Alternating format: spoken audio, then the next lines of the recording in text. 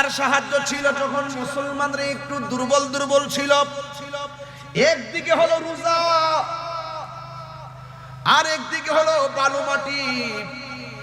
যুদ্ধের ময়দানে কাফেরদের সংখ্যা হলো 1000, মুসলমানদের সংখ্যা হলো মাত্র 313 জন। যুদ্ধের ময়দান যখন যুদ্ধ শুরু হয়ে গেল, কাফেররা রমজান মাসে রোজা রেখে যুদ্ধের ময়দানে যাওয়ার পর সাহাবায়ে কেরামদেরকে আমার নবী ডাক দিয়ে কয়, সাহাবীরা তোমাদের যুদ্ধ করতে কোনো অসুবিধা করছে কিনা? সাহাবায়ে কেরাম বললেন, ইয়া রাসূলুল্লাহ, ওরা শক্ত বালুতে আছে, আমরা যেই জায়গার মধ্যে অবস্থান করেছি ওই চোখের সামনে সূর্যটা লাগে, আর ওরা যেই জায়গার মধ্যে দাঁড়াইছে তাদের পিছনের মধ্যে সূর্য লাগে না। আল্লাহ রাব্বুল আলামিন হাবিবের মতো মুস্তাজিবুদ দাওয়া পৃথিবীর কোনো নবী রাসূল নাই। কথা বলেন ঠিক কিনা?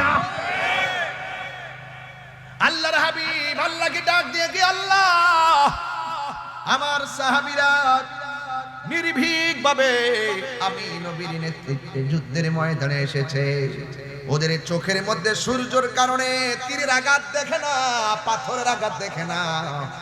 আল্লাহর হাবিব যখন আল্লাহর কাছে ফরিয়াদ করলো, সাথে সাথে আমার আল্লাহ সূর্যের মুখের মধ্যে মেঘমালা দিয়া ছায়া দিয়ে দিয়েছে।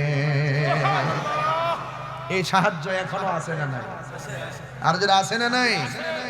এবার আমার নবীর সাহাবীরা যুদ্ধ শুরু করলো। খুব মনোযোগ দিবেন, খুব মনোযোগ। একটা গুরুত্বপূর্ণ জায়গায় যাবো আপনাদেরকে নিয়ে ইনশাআল্লাহ। রাজি আছেন তো ইনশাআল্লাহ? জনম জনম যদি গাহি, সারা রাত মালিকের গান গাইলে কি ফুরাইবো? তোমার মহিমা গাওয়া শেষে হবে নাহি, দয়া করো মায়া করো, ও হে দয়াবান তুমি রহমান, তুমি মেহেরবান। ঠিক কিনা বলেন? জনম জনম যদি গাহি, তোমার মহিমা গাওয়া শেষে হবে নাহি, মায়া করো দয়া করো ও গো রহিয়ান, তুমি রহমান, তুমি মেহেরবান, তুমি রহমান, তুমি মেহেরবান। জোরে জোরে কি আল্লাহু আকবার বলা যাবে না? ও বন্ধুরি, ও দুনিয়া খানের বাবারা, ডেমেশ্বরীর বন্ধুরা, আঞ্জুমানে সালিকিন বাংলাদেশ হবিগঞ্জ জেলার বন্ধুরা, যত জায়গা থেকে আপনারা এসেছেন, আপনারা জবান খুলে বলুন রহমত দেওয়ার মালিক কে? সূর্যের মুখে মেঘমালা দিয়ে ছায়া দিয়েছেন কে? এরপরে আমার নবীর সাহাবীরা যুদ্ধ শুরু করলো। ওই মুহূর্তে আমার নবী সাহাবায়ে কেরামদেরকে ডাক দিয়ে, হ্যাঁ সাহাবীরা, তোমাদের কোনো অসুবিধা আছে? সাহাবীরা বলে, ইয়া রাসূলুল্লাহ, ঘোড়া দিয়ে দূর দিলে ঘোড়ার ধুলাবালির কারণে অন্ধকার দেখা যায়, অন্ধকারের কারণে তীরের আঘাত দেখি না, চোখের সামনে অনেক সাহাবীর চোখ চলে যাচ্ছে, চোখের সামনে অনেকগুলো সাহাবীর হাত চলে যাচ্ছে, চোখের সামনে অনেকগুলো সাহাবী জীবন চলে গিয়েছে। ইয়া রাসূলুল্লাহ, যদি এমন ভাবে চলতে থাকে ইসলামের পতাকা আকাশে উড়াইব কে? এবার আমার নবী, আপনার নবী মহান রবের কাছে দুইটা হাত বাড়ায় দিলেন, আল্লাহ আপনি না ওয়াদা করেছেন আপনি আমাদেরকে সহযোগিতা করবেন। এইভাবে যখন আল্লাহর হাবিব দুইটা হাত আল্লাহর দরবারে বাড়ায়া দিছে, সাহাবায়ে কেরাম দেখতেছেন হাতটা বাড়াইতে দেরি। কাফেররা যদিও শক্ত মাটিতে ছিল, মুসলমানরা যদিও বালু মাটিতে ছিল, কাফেররা যদিও একটু আগে ভালো অবস্থানে ছিল, মুসলমানরা যদিও ধুলায় দূষিত অবস্থানে ছিল, আল্লাহর হাবিব যখন হাত বাড়াইয়া দিছে ওই মুহূর্তে সাহাবায়ে কেরাম বলেন, আমরা তাকায়া দেখলাম আল্লাহ পাক রব্বুল আলামিন আসমান থেকে মুষলধার বৃষ্টি নামাইয়া শক্ত মাটিরে পিছলা বানাইয়া দিছে, আর ধুলায় দূষিত জায়গাকে আমার আল্লাহ যুদ্ধের উপযুক্ত বানাইয়া দিছে। আর বড় করে আল্লাহু আকবার কোন কেন? ওয়ালাকাদ নাসারাকুমুল্লাহু বিবাদরিন ওয়া আনতুম আযিল্লা। এই যুবক পায়ের মধ্যে হাত দিয়ে বলে দিয়ে যায়, এই রমাদানের মুবারক এমন একটা দিন, এমন একটা মুহূর্তে আমি আপনি পড়ছি, এটা সাধারণ দিন নয়, ঐতিহাসিক বদরের দিন রে বাবা। এবার সাহাবায়ে কেরামদের মধ্যে যুদ্ধ শুরু হয়ে গেল। এবার সাহাবায়ে কেরাম কাফেরদের সঙ্গে যুদ্ধ শুরু হয়ে গেল। একটা সাহাবী যার নাম হলো কাতাদা, খুব সাহসী সাহাবী, তার চোখের মধ্যে কাফেররা এমন জোরে তীর মেরেছে, চোখটা বের হয়ে গালের উপরে তীরটা ঝুলে গেছে। এই কাতাদা চোখটা যখন ঝুলে গেছে, আমার নবীর কাছে আইসা কয়, ইয়া রাসূলুল্লাহ, নবী গো, ইয়া রাসূলুল্লাহ। সাহাবায়ে কেরামদের কথা এবং ভাগ্য কত ভালো, চোখ পড়ে গেছে, নবীর কাছে চোখের চিকিৎসার জন্য যায়। ইয়া রাসূলুল্লাহ, আপনার প্রেমিকগুলা হবিগঞ্জের জমিনে কত বাতিল করতে জুলুমের শিকার হয়, আমরা তো আপনার কাছে গিয়ে বলতে পারতেছি না। ১৫০০ বছর পরেও যদি এসেছি, আপনার নাম শুনলে আমাদের মন দিবানা হয়ে যায়। কথা বলেন ঠিক কিনা? জন্ম আমার নবীর যুগে হলে কেমন হতো, জোরে, জন্ম আমার নবীর যুগে হলে কেমন হতো, দুনয়নে রাসূল পাক দেখলে কেমন হতো, দুনয়নে দেখলে কেমন হতো, জন্ম আমার নবীর যুগে। আমার অনেক যুবক ছেলেদের মুখ বন্ধ আছে, বলো না, জন্ম হলে কেমন হতো, আশিত বেশে হজরতে বেলালের মধুর আজান, সে আজানে ছিল এমন প্রেম মুগ্ধ রহমান, আশিত ভেসে হজরতে বেলালের মধুর আজান, সেই আজানে ছিল এমন প্রেম মুগ্ধ রহমান, দয়াল নবীর পিছে নামাজ পড়লে কেমন হতো, দয়াল নবীর পিছে নামাজ পড়লে কেমন হতো। আসল কথা বলবো, পড়ছি আমি নাতে রাসূল, পাশে নূরের নবী,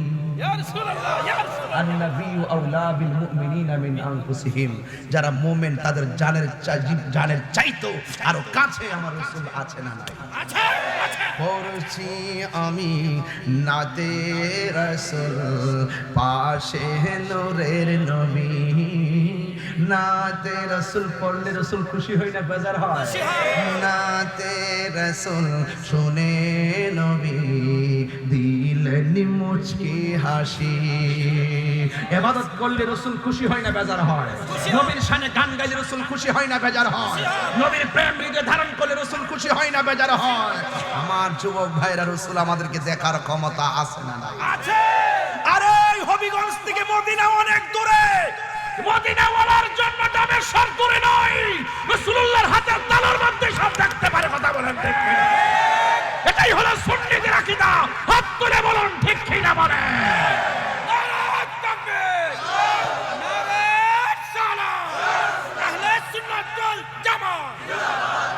আল্লাহু আকবার জোরে বলেন। আমরা সেই রাসূলুল্লাহকে মহব্বত করতে চাই কি চাই না? জানের চাইতে কম না বেশি? আরো জোরে। বেশি হলে বেশির ভাব দেখাতে হবে। শুধু খানকায় বসে থাকলে চলবে না। হামজা জবর আ, মিম জের মি, নুন জবর না, পড়বেন মুক্তব, কিন্তু রাস্তা থেকে বেরিয়ে আইতি রাজপথ। কিরে জানেন এই কোরআনের যার যে কোরআন পড়তেছেন, এই কোরআনের বিরুদ্ধে যদি কেউ কথা কয়, আপনি খানকায় বসে থাকলে চলবে? কোরআন যার উপর নাজিল হয়েছে সেই নবীর বিরুদ্ধে যদি কেউ কথা বলে, আপনি কি খানকায় বসে থাকলে চলবে? আল্লাহর বিরুদ্ধে কথা বললে চলবে? তাইলে আমরা কি খানকায় বসে থাকলে চলবে? দেখবেন কিছু কিছু বিশ্বাস আছে সমাজের ভিতরে, মাঠে পাওয়া যায় না, গায়ে বাসায় চলবে। এটা আমরা সিরাজুল দরবার শরীফ আমরা এগুলা পছন্দ করি না। আমার কথা হইল, কখনো ইসলাম খানকায়, কখনো ইসলাম রাজপথে। আমার রাসূল শুধুমাত্র হেরা গুহায় দান করে নাই, বদরের যুদ্ধে 70 রমজান আল্লাহর হাবিব যুদ্ধের ময়দানে হাতে তলোয়ার নিয়ে এসে বুঝিয়ে গেলেন, খানকায় বসে ধ্যান করার নাম ইসলাম, আবার কখনো রাজপথে তলোয়ার নিয়ে বাতিলদের বিরুদ্ধে মাঠে নামার নামও ইসলাম। কথা বলেন ঠিক কি? আল্লাহু আকবার, ইয়া রাসূলুল্লাহ, জিন্দাবাদ জিন্দাবাদ জিন্দাবাদ জিন্দাবাদ জিন্দাবাদ জিন্দাবাদ জিন্দাবাদ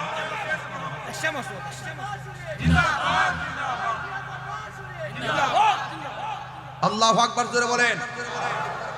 প্রয়োজনে যুদ্ধ করতে হবে, প্রয়োজনে লড়াই করতে হবে, কলমের জবাব কলমে দিতে হবে, জবানের জবাব জবানে দিতে হবে, লাঠির জবাব লাঠিতে দিতে হবে, পাথরের জবাব পাথর দিয়ে দিতে হবে, তীরের জবাব তীর দিয়ে দিতে হবে। আল্লাহ রাব্বুল আলামিন বলেন, ওয়াকাতিলু ফি সাবিলিল্লাহ আল্লাযিনা ইউকাতিলুনাকুম, যারা তোমাদের সাথে যুদ্ধ করবে তাদের সাথে তোমরা লড়াই করবে। কথা বলেন ঠিক কি না? ওয়ালা তাতাদু, কিন্তু তোমরা সীমা লঙ্ঘন করো না। ইন্নাল্লাহা লা ইউহিব্বুল মুতাদিন, আল্লাহ রাব্বুল আলামিন সীমা লঙ্ঘনকারীকে পছন্দ করে না। কথা বলেন ঠিক কি না? আমরা সুন্নিরা কখনো কারোর সঙ্গে আগে নামি না। দেখছেন না সুন্নি আমরা গায়ে পড়ে ঝগড়া করছি না? কি বাবা দেখছেন? সুন্নিরা গায়ে পড়ে ঝগড়া করে? সুন্নিরা জাহিরত আল্লাহর আদেশ মানে যে তোমরা তাদের সাথে যুদ্ধ যদি করো, তারা যদি তোমাদের সাথে লড়াই করতে আসে, তোমরা তাদের সাথে লড়াই চালিয়ে যাও। কথা বলেন ঠিক কি না? এই জন্য খবরদার, আমার পোলাপান্ডি কই, আপনার করে ডাক দিলে ভাবা যাইবো? অতি শীঘ্রই কিন্তু একটা আওয়াজ আসবে দেশে। কই পোলাপান কই? তাইরে তুমি সামনে চলো, তাইরে তুমি সামনে চলো।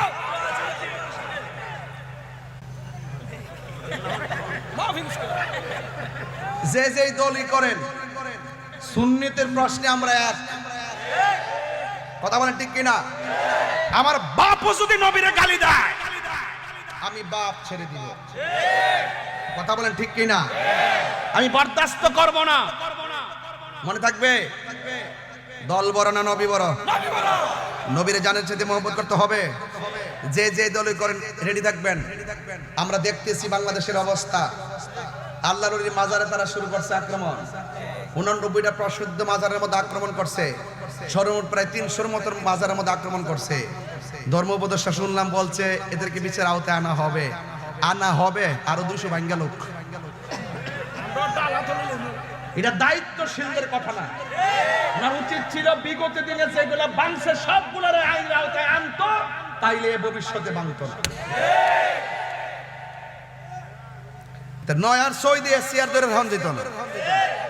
স্বজন প্রীতি করতেছেন আপনার দলের জন্য, আমাদের জন্য কি করতেছেন? গোড়ার ডিম করতেছেন।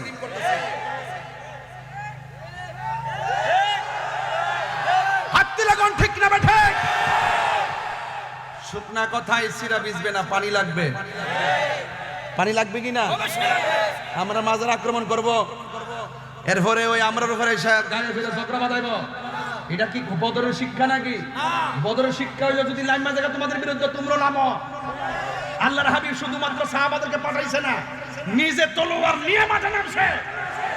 আমরা যদি হবিগঞ্জ আইসা করে আপনার কি ঘরে পলাই থাকবেন? রেডি থাকেন। এই হবিগঞ্জের ভিতরে আমাদের সুন্নিয়তের বিভিন্ন মার্কাজকে দখল করার জন্য পায়তারা চলতেছে। আমি প্রশাসনকে জোর দাবি জানাই দিছি, আবারও কয়েকটা নিউজ পাঠাইছি, যদি এরকম জোরাজুরি করে তাহলে ইনশাল্লাহ জোরাজুরি করলে জোরাজুরি চলবে। কথা বলেন ঠিক হবে, ঠিক কিনা বলেন? আমরা কাহার উপরে পরে কিছু বলবো না, যদি আমাদেরকে গায়ে এসে পরে আমরা কিন্তু ছাড়বো না। তবে এখন কথা বলি না মনে করছেন আমি কি কথা বন্ধ করছি? আমি কি কথা বন্ধ করছি? আমি কি বন্ধ করি না? বেড়ায় খবরদার, এগুলা কারবালার চেতনা। সংখ্যা 72, এরা হাজার হাজার 72 বিজয়ী হয়েছে। 313 ওরা 1000, 313 জয় হয়েছে। এটা ইতিহাস, গুরার ইতিহাস। তোমরা মনে করেন যে ফাললো এলামে গেলে মনে করছে যে না জানে আমরা ভাগ্য জানগা ফিলার সুন্নিরা না। তবে এটাও এক ভালো যে সুন্নিরা কিছু প্রতিবাদী হতে শিখছে। এটা কিন্তু আমরা শিবিরদের যে ওয়াজ করে বুঝাইলাম যে দেখতে বাবা বাতিল কাটা হক কাটা, বাতিল কাটা হক কাটা, বাতিল কাটা হক কাটা। অনেক সময় মনে করছে যে হ্যাঁ কোরআন পড়া আমরা পড়ি, আর নামাজ পড়া আমরা পড়ি, মনে করছে মিল্লা জিল্লা সালাম না। আমি বুঝি না এখন বুঝছি নি কোনটা। যারা ইসলাম আনছে এই দেশে ওই আল্লাহর ওলির মাজার ভাঙ্গা নেওয়ার জন্য গেছে। এটা কি মেনে নেওয়া যাবে? মেনে নেওয়া যাবে? সিন্নি খাইলা কার দ্বারা মোল্লা সিন্না না, কথা কোন ঠিক না বেটি? এই জন্য এই সমস্ত অপশক্তির বিরুদ্ধে রুখে দাঁড়াতে হবে। ভারতের উগ্রবাদী হিন্দুরা মুসলমানদের মসজিদ ভাঙ্গার জন্য তারা সিদ্ধান্ত নিয়েছে অনেক জায়গায়। এই বাংলাদেশের ভিতরে কিছু উগ্রবাদী মুসলমানরা আছে, আছে কিনা বলেন? হিন্দুদের মধ্যে যেমন উগ্রবাদী আছে, মুসলমানদের মধ্যে উগ্রবাদী আছে। এই উগ্রবাদীগুলো সমাজের জন্য ক্ষতিকর, ধর্মের জন্য ক্ষতিকর। কথা বলেন ঠিক না বেটি? এই জন্য আমার যুবক ভাইয়েরা, আমার মুরব্বী বাবাজিরা, আমার বক্তব্যটাকে কেউ রাজনৈতিক ভাবে নিবেন না। আমার কথা হলো, কারণ এই দেশের মধ্যে ইসলাম এনেছেন আল্লাহর ওলিগণ, আর জিহাদের মাধ্যমে আল জিহাদু মাজিন ইলা ইয়াউমিল কিয়ামাহ, জিহাদ কিয়ামত পর্যন্ত চলবে। কথা দিয়েও জিহাদ করা যায়, অস্ত্র দিয়েও জিহাদ করা যায়। আমার মনে হয় বাংলাদেশে এমন একটা সময় এসেছে, যদি এইভাবে চলতে থাকে একটা গৃহযুদ্ধের সম্ভাবনা দেখা যায়। কথা বলেন ঠিক কিনা? সরকার প্রধান যারা দায়িত্বে আছেন তাদেরকে বলবো অনতি বিলম্বে যতটা মাজার ভাঙছে প্রত্যেকটা মাজারকে ভালো করে বানাই দেন। কথা বলেন ঠিক কিনা? যতটা পাথরের মাজার, যতটা ইটের মাজার ভাঙছে প্রত্যেকটা মাজারকে পাথর দিয়ে বানিয়ে দেন। আর নাইলে আসমানি গজব অপেক্ষা করতেছে, একটা জানোয়ারও বাঁচতে পারবে না। কথা বলেন ঠিক কিনা? যারা ভাঙছে একটা বাঁচতে পারবে না। মানাত আলী ওয়ালিয়ান ফাকাদ আযানতু বিল হারব।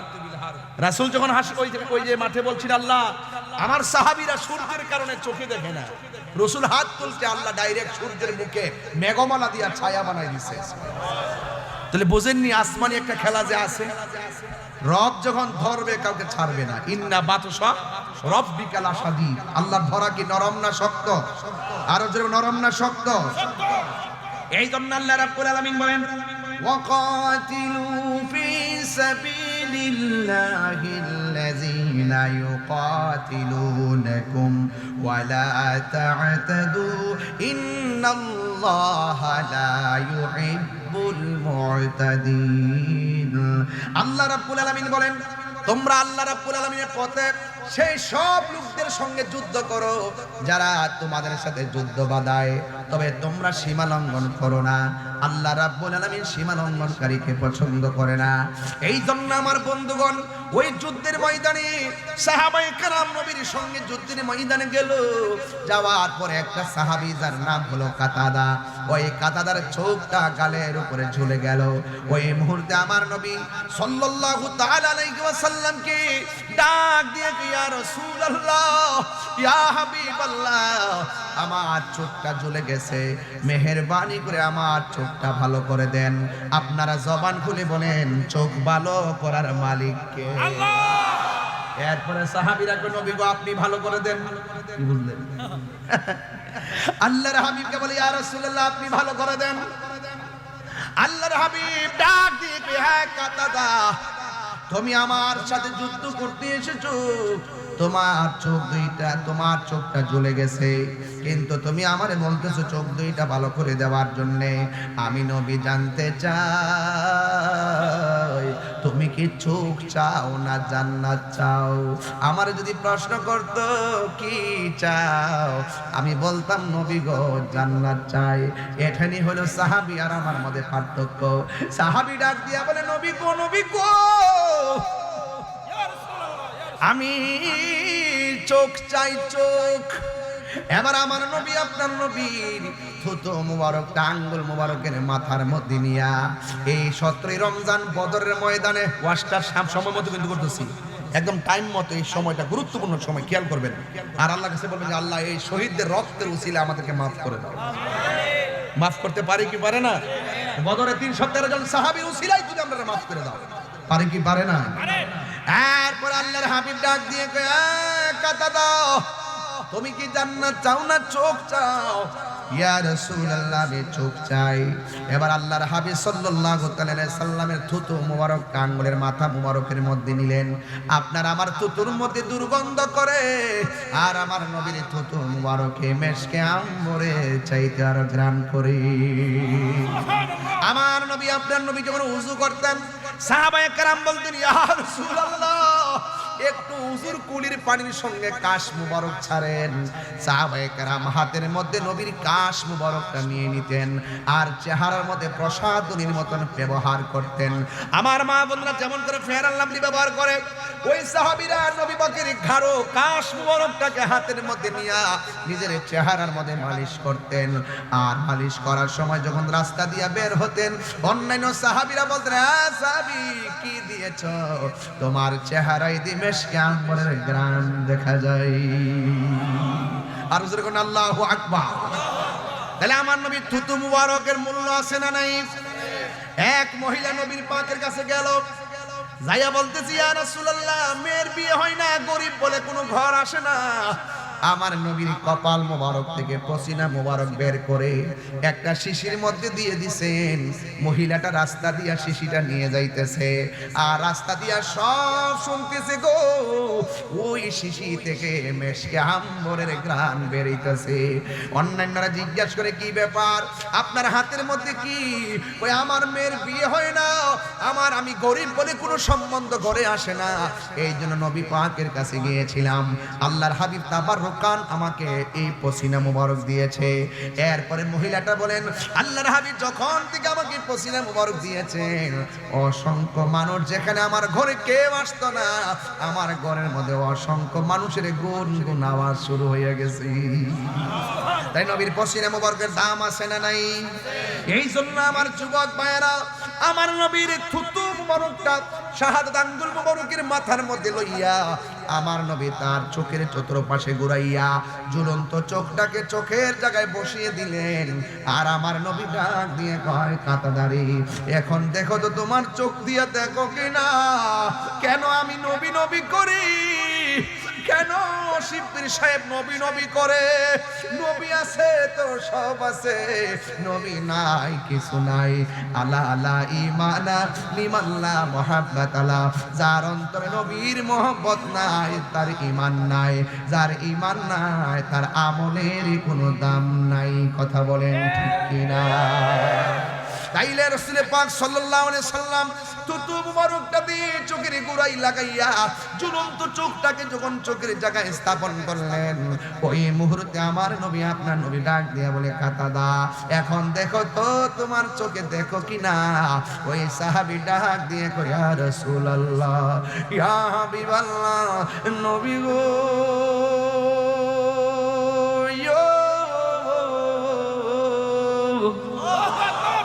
ও মায়ার নবীজি, ওয়াল্লাহি তাল্লাহি বিল্লাহ, আপনি যখন আমার ঝুলন্ত চোখটা চোখের জায়গায় লাগাইয়া দিয়েছেন, আমার চোখটা আগের চাইতে আরো সুন্দর ভালো হয়ে গেছি।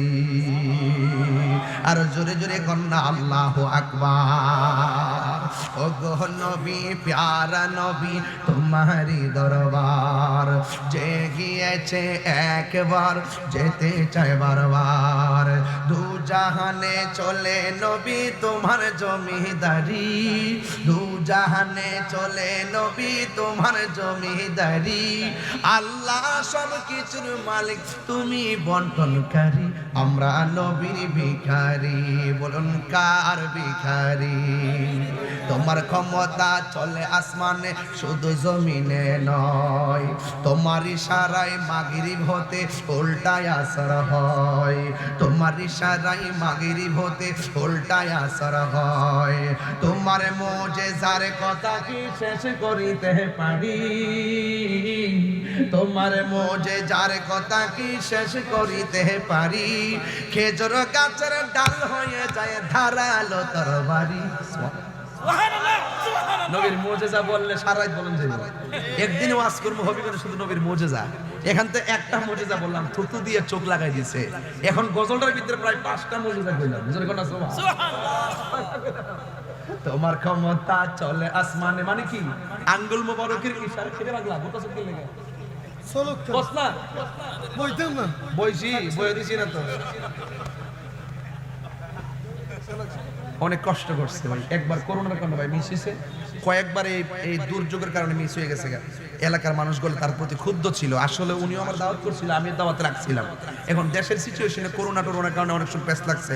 তবে আজকের যে মাহফিলটা আমার কাছে মনে হইতেছে দীর্ঘদিন পরে মানে শান্তি পরিবেশে এত রাত্রে ওয়াজ করতেছি, খুব শান্তি লাগে। ওই দিন একটা মিরপুর করছিলাম, এটাও ভালো লাগছে, একদম নিরিবিলি নাকি আমরা ওই একটু হ্যাঁ এই যে প্যাকেজ তো মারহাবা গন, আমরা মনে করেন যে বাতিলের বিরুদ্ধে একটা প্যাকেজ, একবারে বুলেটের সামনে দুজন দাঁড়ায় যাবে, কথা কোন ঠিক না বেঠে হাতে থাকেন, এত সহজ না, সুন্নিয়ত ধরে রাখতে হবে, সুন্নিয়ত ধরার লড়াইয়ে কাজ করতে হবে, কথা বলেন ঠিক না?